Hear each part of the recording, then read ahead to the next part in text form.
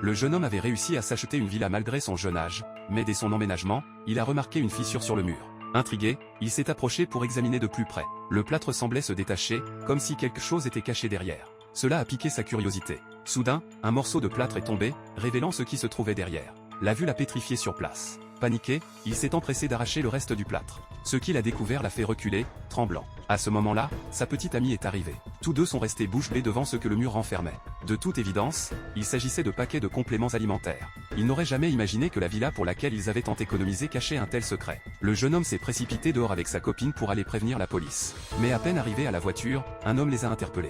Il prétendait être le gardien et leur a demandé ce qui se passait. Trouvant son air aimable, le jeune homme lui a expliqué la situation. Mais à sa grande surprise, le gardien était déjà au courant pour les compléments alimentaires.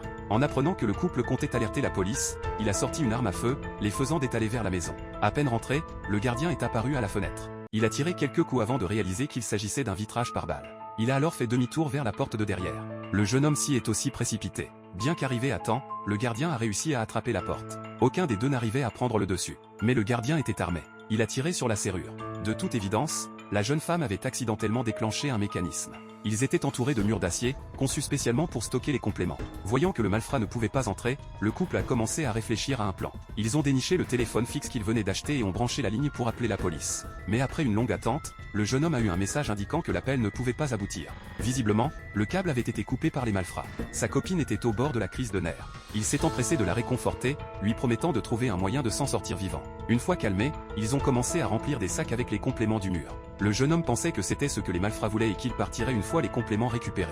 Les sacs remplis, ils les ont amenés à la fenêtre et les ont jetés dehors. C'est là qu'ils ont remarqué un autre homme à l'extérieur.